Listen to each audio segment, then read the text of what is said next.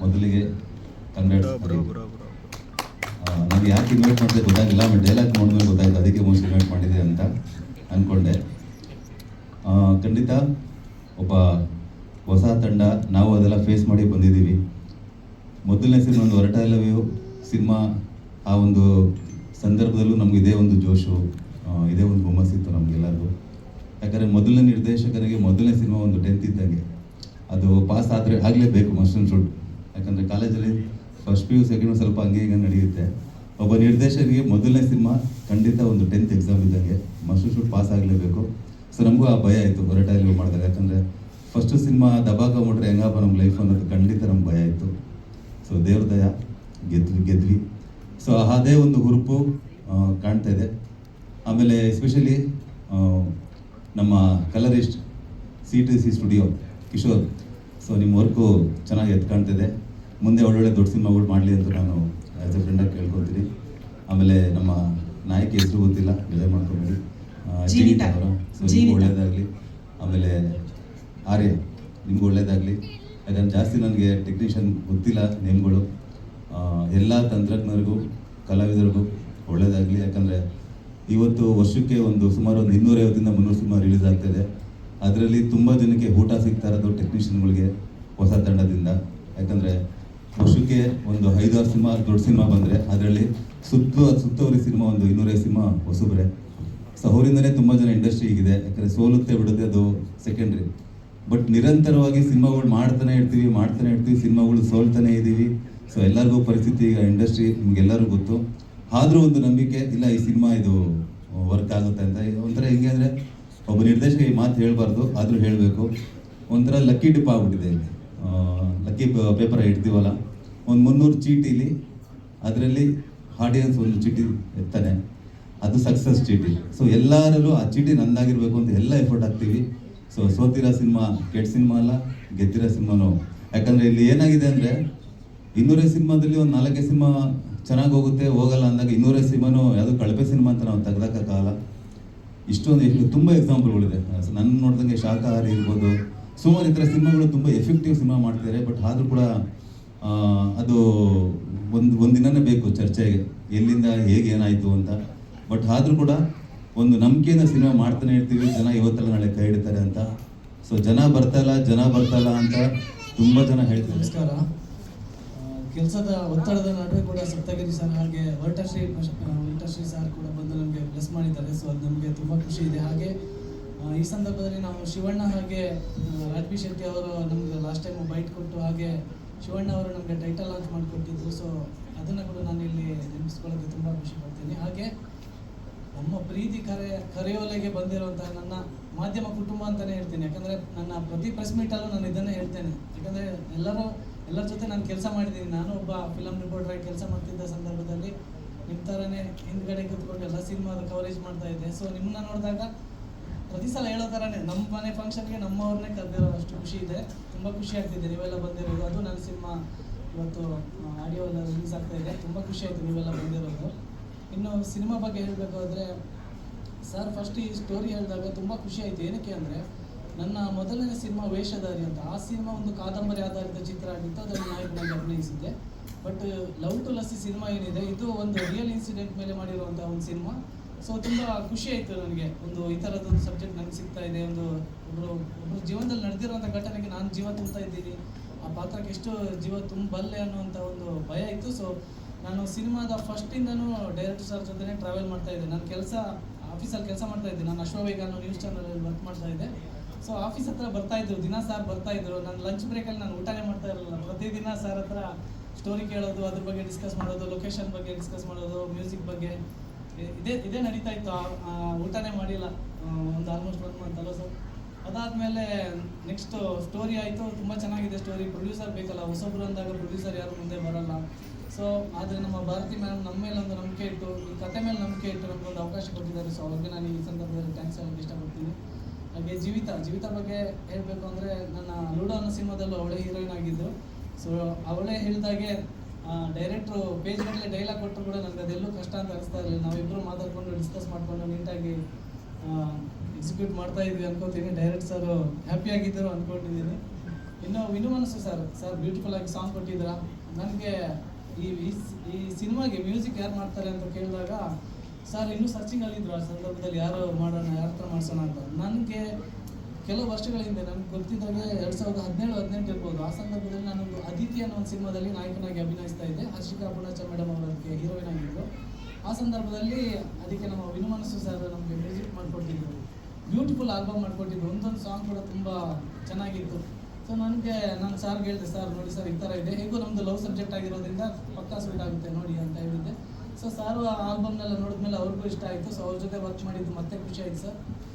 ಮತ್ತು ಕಲರಿಸ್ಟ್ ಆಗ್ಬೋದು, ಮತ್ತು ನಮಗೆ ಸಿನಿಮಾಗೆ ಪ್ರಮೋಷನ್ ಮಾಡ್ತಿರೋರಾಗಿರ್ಬೋದು, DOP ಸರ್ ಆಗಿರ್ಬೋದು, ಎಲ್ಲರಿಗೂ ನಾನು ಈ ಸಂದರ್ಭದಲ್ಲಿ ಥ್ಯಾಂಕ್ಸ್ ಹೇಳ್ತೀನಿ. ಇದರಲ್ಲಿ ನಾನು ಹೀರೋಯಿನ್ ತಾಯಿ ಪಾತ್ರ ಮಾಡಿದ್ದೀನಿ. ಸೊ ತುಂಬ ಖುಷಿ ಆಗುತ್ತೆ ಇವ್ರ ಜೊತೆ ವರ್ಕ್ ಮಾಡಿ, ತುಂಬ ಖುಷಿ ಆಯಿತು. ಸೊ ಟೀಸರ್ ನೋಡಿ ತುಂಬ ಖುಷಿ ಆಯಿತು. ಹರಿಪ್ರಾಣ ಸರ್ ನನಗೆ ಅವಕಾಶ ಕೊಟ್ಟಿದ್ದಕ್ಕೆ ತುಂಬ ಥ್ಯಾಂಕ್ಸ್. ಆ್ಯಂಡ್ ಅವ್ರ ಡ್ರೀಮ್ ಪ್ರಾಜೆಕ್ಟ್ ಇದು. ಸೊ ಐ ಥಿಂಕ್ ಅವ್ರ ಡ್ರೀಮ್ ಇವತ್ತು ಸಕ್ಸಸ್ ಆಯಿತು ಅಂತ ಅಂದ್ಕೊತೀನಿ. ತುಂಬ ಚೆನ್ನಾಗಿದೆ. ಸೊ ಎಲ್ಲ ನೋಡಿ ಎಲ್ಲ ಹಾರೈಸಬೇಕು ನಮ್ಮ ಸಿನಿಮಾನ. Thank you. ಬಗ್ಗೆ ಫಸ್ಟ್ ಆಫ್ ಆಲ್ ನಾನು ಸ್ವಲ್ಪ ಡೈರೆಕ್ಟರ್ ಸರ್ ನರ್ವಸ್ ಆಗಿದ್ದಾರೆ ಅಂದರೆ ನಾವು ಆರ್ಟಿಸ್ಟ್ಗಳು ಇನ್ನೆಷ್ಟು ನರ್ವಸ್ ಆಗಬೇಕು. ಬಟ್ ತುಂಬ ಈ ಸಿನಿಮಾ ನಾನು ಮಾಡಿ ತುಂಬ ಖುಷಿ ಕೊಡ್ತು. ಫಸ್ಟ್ ಈ ಕ್ಯಾರೆಕ್ಟರ್ ನನಗೆ ಸಿಕ್ಕಿದ್ದು ಹೇಗೆ ಅಂತ ಹೇಳಿದರೆ ನಮ್ಮ ಹೀರೋ ಆರ್ಯನ್ ಅವ್ರ ಕಡೆಯಿಂದ ಸಿಕ್ಕಿರೋದು. ಬಟ್ ನಾನು ಬೇರೆ ಇದ್ದಾಗ ಈ ರೀತಿ ಒಂದು ಕ್ಯಾರೆಕ್ಟರ್ ಇದೆ ಬಂದು ಮಾಡಿ ಅಂತ ನನಗೆ ಹೇಳಿದರು.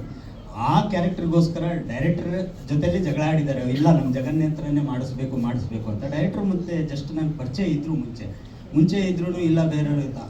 ಆಮೇಲೆ ಆ ಸಿನಿಮಾದಲ್ಲಿ ನಾನು ಈ ಕ್ಯಾರೆಕ್ಟರ್ನ ಮಾಡಿದ್ಮೇಲೆ ಸೂಪರಾಗಿ ಮಾಡ್ತೀಯ ಚಿನ್ನ ನೀನು, ಅವ್ರು ಕರೆಯೋದಲ್ಲಿ ನೀವು ಚಿನ್ನ ಅಂತ, ಸೂಪರಾಗಿ ಮಾಡ್ತೀಯ ಚಿನ್ನ ನೀನು, ನೆಕ್ಸ್ಟ್ 2-3 ಸಿನಿಮಾ ಇದೆ ಫಿಕ್ಸು ನೀನು ಅಂತ ಹೇಳ್ಬಿಟ್ಟು ಫಿಕ್ಸ್ ಮಾಡಿದರು. ಅದು ತುಂಬ ಖುಷಿ ಕೊಡ್ತು. ಥ್ಯಾಂಕ್ ಯು ಸರ್, ಹರಿಪ್ರಾಣ ಸರ್ ಮತ್ತು RNG ಥ್ಯಾಂಕ್ ಯು. ಮತ್ತು ಇನ್ನೊಂದು ಈ ಟೀಮಲ್ಲಿ ಹೇಗಿತ್ತು ಅಂದರೆ ಸರ್ ಹೇಳಿದರು 20-25 ಡೇಸ್ ಶೂಟಿಂಗ್ ಅಂತ. ನಾನು ಅಷ್ಟೊಂದು ದಿನ ಇರಲಿಲ್ಲ, ನಾನು ಸ್ವಲ್ಪ ಇತ್ತು ಕ್ಯಾರೆಕ್ಟ್ರು. ಬಟ್ ಇದ್ದಿರೋ ದಿನವೂ ಒಂದು ಫ್ಯಾಮಿಲಿಯಲ್ಲಿ ಇದ್ದಂಗೆ, ಒಂದು ಮನೆಯಲ್ಲಿ ತುಂಬ ಖುಷಿಯಾಗಿರ್ತೀವಿ. ಶೂಟಿಂಗ್ ಹೋಗುವಾಗ ಆ ಜೋಶಲ್ಲಿ ಹೋಗ್ತಿದ್ವಿ, ಮತ್ತು ಬರುವಾಗಲೂ ಅಷ್ಟೇ. ಮತ್ತು ಈವ್ನಿಂಗ್ ಆಯಿತು ಅಂದರೆ ಅದು ಒಂಥರ ಬೇರೆ ರೀತಿ ಖುಷಿ, ತುಂಬ ಖುಷಿ ಕೊಡುತ್ತೆ. ಪ್ರತಿಯೊಬ್ಬರು ಆ ಶೂಟಿಂಗ್ ಸ್ಟೇಜ್ ಆ ಫೈನಲಲ್ಲಿ ಬಿಟ್ಟು ಬರುವಾಗ ತುಂಬ ನನಗೆ ಒಂಥರ ನರ್ವಸ್ ಆಗ್ಬಿಡ್ತು. ಒಳ್ಳೆ ಟೀಮ್, ಒಳ್ಳೆ ಮನೆಯಿಂದ ಹೊರಗಡೆ ಹೋದಾಗ ಯಾವ ಬೇಜಾರಲ್ಲಿ ಇರ್ತೀವಲ್ವ ಆ ರೀತಿ ಬೇಜಾರಲ್ಲಿ ಬಂದೆ. ಬಟ್ ಮತ್ತೆ ಅದೇ ಟೀಮ್ ಜೊತೆ ಮತ್ತೆ ಮಾಡ್ತಾ ಇದ್ದೀನಿ. Thank you so much. ಪಾತ್ರ ಹೀರೋ ಫ್ರೆಂಡ್ ಕ್ಯಾರೆಕ್ಟರ್ ಸರ್. ನಾನೇ ಮಾಡಬೇಕು ಅನ್ನೋದನ್ನು ನಾನು ಬೇರೆ ಸಿನಿಮಾದಲ್ಲಿ ನಾನು ಡೈರೆಕ್ಷನ್ ಫೀಲ್ಡಲ್ಲಿ ವರ್ಕ್ ಮಾಡುವಾಗ RN ಸರ್ ಅವರು ನನಗೆ ಗ್ರೂಪ್ ಬಿ ಅಂತ ಇದರಲ್ಲಿ ಪರಿಚಯ ಆದಾಗ ನಾನು ಮತ್ತೆ ಅವ್ರ ಜೊತೆ ಇನ್ನೊಂದು ಸಿನಿಮಾ ಕೂಡ ಮಾಡಿದ್ದೆ. ಅದರಲ್ಲಿ ಕ್ಯಾರೆಕ್ಟರ್ ನಾನು ಮಾಡೋದು ನೋಡ್ಬಿಟ್ಟು ನೀವು ಚೆನ್ನಾಗಿ ಮಾಡ್ತೀರಾ, ಸೊ ಬಟ್ ಈ ಸಿನಿಮಾ ಇದೆ ನೀವು ಮಾಡಿ ಒಳ್ಳೆ ಸೂಟಬಲ್ ಆಗುತ್ತೆ ನಿಮಗೆ ಅಂತ ಹೇಳ್ಬಿಟ್ಟು ಅವ್ರು ಕರೆದಿತ್ತು. ಏನು ಸರ್ ಸಂಜೆ ಭೇಟಿ ಆಗೋದ್ರೆ ಆ ರೀತಿ ಭೇಟಿ ಅಲ್ಲ ಸರ್. ನಾವೆಲ್ಲ ಹೇಗಿತ್ತು ಅಂದರೆ ಆ ಟೈಮಲ್ಲಿ IPL ಅನ್ಸುತ್ತೆ, IPLಗೋಸ್ಕರ ನಾವು ಕ್ರೇಜಲ್ಲಿ ಆ ಜೋಶಲ್ಲಿದ್ದೀವಿ ಸರ್. ಬೇರೆ ಯಾವುದೇ ಜೋಶ್ ಅಲ್ಲ ಸರ್, ಬೇರೆ ತರ ಏನಿಲ್ವಾ ಅಂತ ಕೇಳ್ತಿದ್ದಾರೆ. ಬೇರೆ ತರ ಇಲ್ಲ ಸರ್, ಒಳ್ಳೆ ಹುಡುಗರು ಸರ್, ಬೆಳೆಯಬೇಕು ಸರ್. ಫಸ್ಟ್ ಆಫ್ ಆಲ್ ಎಲ್ರಿಗೂ ನಮಸ್ಕಾರ.